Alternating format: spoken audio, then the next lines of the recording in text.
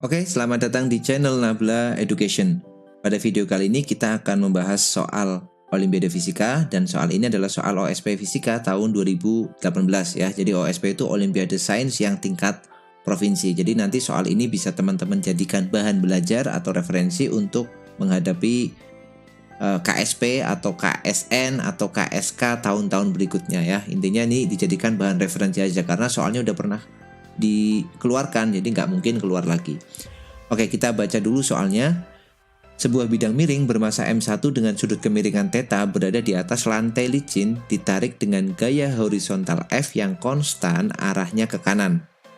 Panjang sisi horizontal bidang miring adalah L. Oke, di sini L. Kemudian di atas sisi bidang miring tersebut terdapat balok M2. Oke, ini ada balok M2 di sini. Seluruh permukaan antara balok dengan bidang miring serta antara bidang miring dengan lantai bersifat licin ya. Jadi ini licin, bidang miringnya licin, lantainya juga licin. Pada saat awal bidang miring maupun balok dalam keadaan diam. Jadi kondisi awalnya diam serta balok berada di ujung atas bidang miring. Oke, di sini percepatan gravitasi G ke bawah. Lihat gambar. Pertanyaannya adalah tentukan persamaan gerak untuk bidang miring maupun balok, kemudian percepatan bidang miring terhadap lantai, kemudian waktu yang diperlukan balok agar sampai di dasar bidang miring. Oke. Untuk mengerjakan soal seperti ini ya, seperti biasa, langkah pertama yang kita lakukan adalah menggambar diagram gayanya atau free body diagramnya. Kita mulai dengan benda atau bidang miring bermassa M1 ini. Bidang miring ini ditarik oleh gaya F ke kanan ya. Maka dia akan mengalami percepatan yang arahnya ke kanan, kita sebut aja karena dia M1, dia akan mengalami percepatan sebesar A1 gitu ya. Kemudian ingat di sini tadi ada baloknya, maka dia akan mengalami gaya normal ya, gaya tekannya ke arah bawah. Berarti kalau kita uraikan gaya normal ini akan yang satu sumbu X itu ke kanan, kemudian sumbu Y-nya dia akan ke bawah. Kalau θ-nya ada di sini, θ, berarti θ akan pindah ke sini ya. Maka yang ini adalah n cos θ. Kemudian yang di sini n sin θ. Nah, sebenarnya ada gaya normal lagi ya di bawah ini, tapi karena permukaannya licin dan nggak ada gaya gesek, maka kemungkinan kita nggak akan pakai gaya normal yang ada di lantai di sini. Kemudian yang kedua kita tinjau baloknya. Nah, kita tinjau baloknya. Balok ini akan mengalami percepatan yang arahnya ke bawah relatif terhadap bidang miring. Kita sebut dia misalkan A2 ya, dia akan mengalami percepatan ke bawah A2. Kemudian gaya yang bekerja tentu saja dia punya gaya berat ya, W di sini berarti M2 dikali G karena dia massanya M2. Kemudian ada penguraiannya yang searah geraknya ke bawah sini berarti yang sin ya, karena sudut θ-nya di sini. Ini θ di sini berarti θ-nya akan pindah ke sini, maka ini adalah M2G cos θ yang searah bidang miring di sini M2G sin θ. Oke, sudah.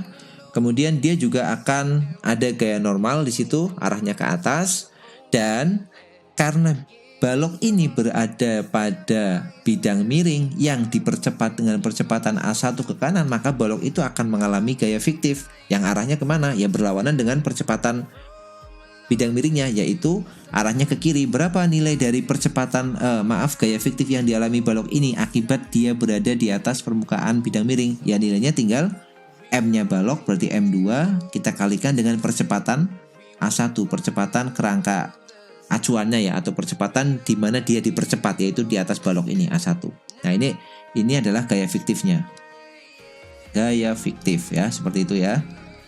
Kemudian gaya fiktif ini bisa kita uraikan juga ya, karena yang searah dengan bidang miring dan yang tegak lurus seperti ini, sudutnya berarti θ-nya akan pindah di sini, maka ini akan M2 A1 cos berarti cos θ, kemudian yang di sini M2 A1 sin θ. Nah, kita sudah dapat penguraian gayanya secara lengkap untuk masing-masing benda. Berikutnya kita tinggal analisis dari gerakan masing-masing benda tersebut dengan menggunakan hukum Newton seperti biasa ya. Kita lihat dulu untuk bidang miring ini.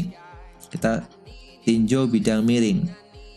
Untuk bidang miring berarti dia hanya dapat percepatan atau geraknya ke arah kanan ya. Berarti ke sumbu Y-nya dia 0 ya.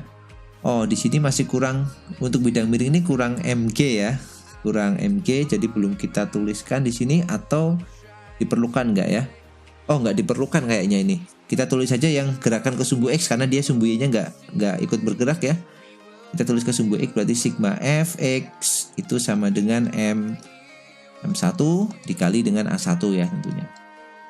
Sigma Fx-nya berarti yang ke kanan apa aja? Ada F sama N sin theta. Jadi ini kita tulis F ditambah N sin theta sama dengan M1 dikali A1 ya. Tulis dulu aja, ini jadi persamaan 1. Sudah, kita nggak ada persamaan lagi yang bisa disusun ya. Berarti kita langsung pindah ke balok ya, ke baloknya. Kita tinjau balok. Nah, balok itu kan gerak ke sumbunya, kita buat kayak gini. Ini sumbu X, yang sini sumbu Y.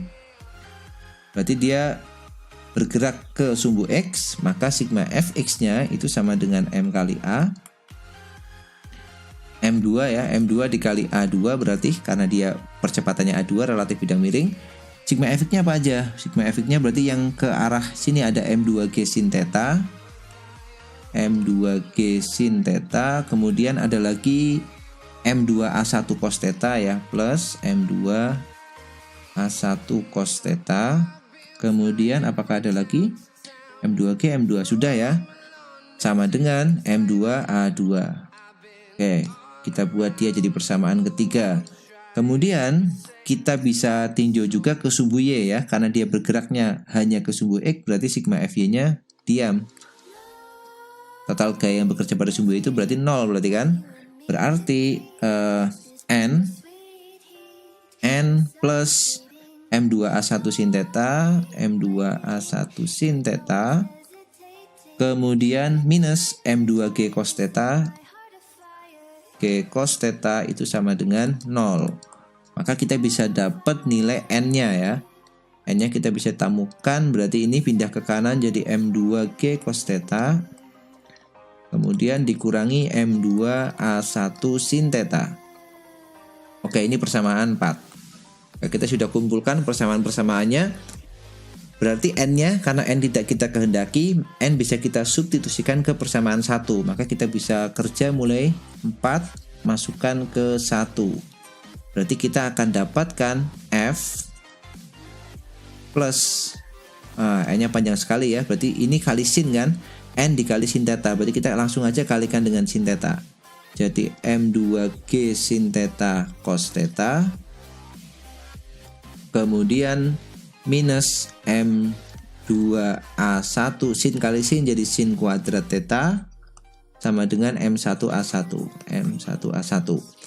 Kita akan cari persamaan geraknya. Jadi A1-nya kita kumpulkan, pindahkan ke kanan jadi F plus M2G sin theta cos theta.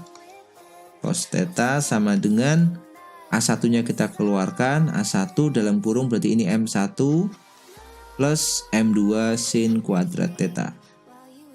Nah, kita dapat persamaan geraknya ya. Kalau kita tulis dalam bentuk A1, berarti kita pindah halaman dulu.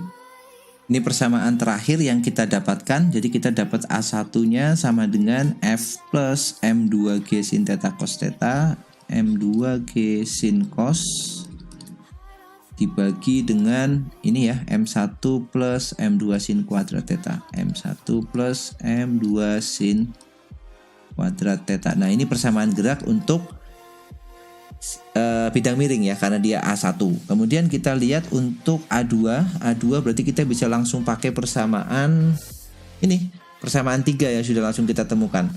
Berarti M2A2 sama dengan ini M2G sin theta plus M2A1 cos theta. Oke, kita ke benda 2 ya, M2G sin theta plus M2A1 cos theta. Oke, kita cek lagi, M2G sin theta plus M2A1 cos theta sama dengan M2A2. Sama dengan M2A2. Berarti A2-nya bisa kita temukan ya. Kita coret M2-nya ini karena sama. A1-nya kita gantikan dengan persamaan yang sebelumnya ini, berarti G sin theta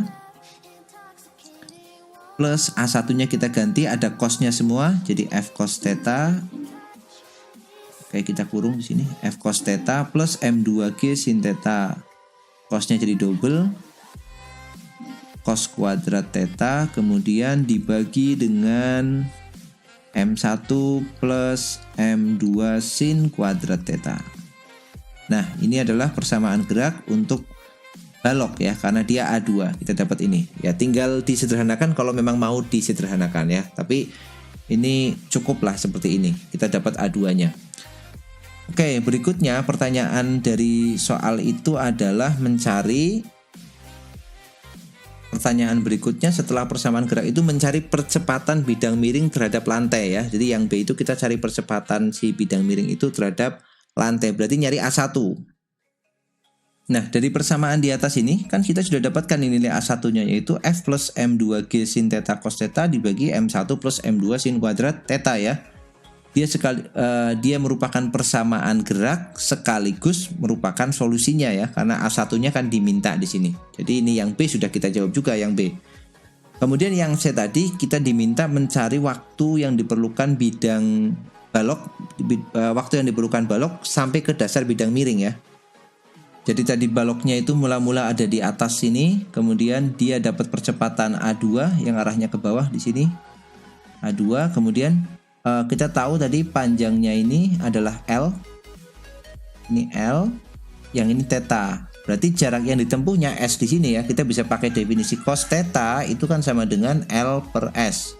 Berarti S-nya itu sama dengan L dibagi cos theta. Berarti jarak yang ditempuh oleh si balok ini S itu sama dengan mula-mula diem, V0-nya 0, berarti tinggal setengah dikalikan A2 dikalikan T kuadrat. Berarti kita dapat mencari, ini jawaban yang C ya, kita dapat mencari T-nya. Jadi T itu sama dengan 2S per A2. 2S per A2 pangkat setengah ya, akar. Nah, kita tinggal cari aja T-nya, karena A2-nya udah dapat, S-nya juga udah dapat. A2-nya itu ini ya, A2 G sin theta plus, nah ini yang panjang ini ya. Yang panjang ini. Jadi kita bisa tuliskan 2S, S-nya kita tulis 2 dikali S-nya adalah L per cos theta. Jadi ini L dibagi dengan cos theta-nya adalah di bawah cos theta, kemudian dikali dengan A2A. Oke, mungkin untuk lebih mudah A2-nya kita samakan aja penyebutnya ya, karena biar tidak seperti ini, biar tidak campuran, kita samain dulu di sini A2-nya. Penyebutnya kita samakan dengan M1 plus M2 sin kuadrat theta. Berarti kalau kita kalikan di sini, jadi tinggal M1G sin theta, M1G sin theta plus M2G sin kuadrat, sin pangkat 3 theta ya. M2G sinnya jadi pangkat 3 theta plus F cos theta plus M2G sin theta cos kuadrat theta. Sin theta cos kuadrat theta. Nah, ini sama dengan A2 ya. Kita bisa kumpulin lagi yang M2G-nya ya. M2G-nya ini bisa kita kumpulkan, dia jadi M2G sin theta-nya sama, bisa keluar. Ini jadi M2G sin theta bisa dikeluarkan. Berarti tinggal M2G, tinggal sin kuadrat theta plus cos kuadrat theta. Nah, sin kuadrat theta plus cos kuadrat theta itu kan satu kan ini. Nah, ini kan satu ini. Berarti tinggal M2G sin theta aja di sini. M2G sin theta sama M1G sin theta nih. Coba kita cek lagi. M2G sin theta keluar, maka ini tinggal sin kuadrat theta. Kemudian M2G sin theta-nya keluar, tinggal cos kuadrat theta. Ya, betul ya. Berarti lebih sederhana ini. A2-nya bisa kita dapatkan lebih sederhana. A2 di bawah di sini, maka tinggal dibalik aja. Ini jadi pembilang, naik ke atas jadi M1 plus M2 sin kuadrat theta. Kemudian yang bawah jadi ini M1G sin theta, M1G sin theta plus tadi yang sudah sederhana M2G sin theta, M2G sin theta plus F cos theta. F cos theta. Nah, seperti ini ya. Tentunya jauh lebih sederhana kalau kita lihat. Selanjutnya kita bisa buat T-nya penulisannya ya. Ini cuma kita ganti penulisan aja, kita sederhanakan sedikit. Oke, ini kurang tadi. Jadi kita bisa buat ini jadi pembilangnya adalah 2L dikali M1 plus M2 sin kuadrat theta. Kemudian dibagi dengan cos theta ya, dikali dengan ini G sin theta-nya bisa keluar, G sin theta kemudian M1 plus M2 plus F cos theta.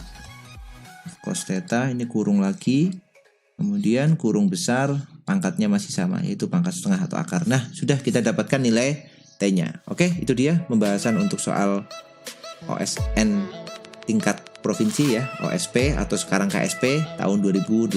Ini materinya tentang dinamika hukum Newton biasa. Oke, terima kasih yang sudah menyaksikan video ini. Semoga videonya bermanfaat. Kita jumpa lagi di video selanjutnya.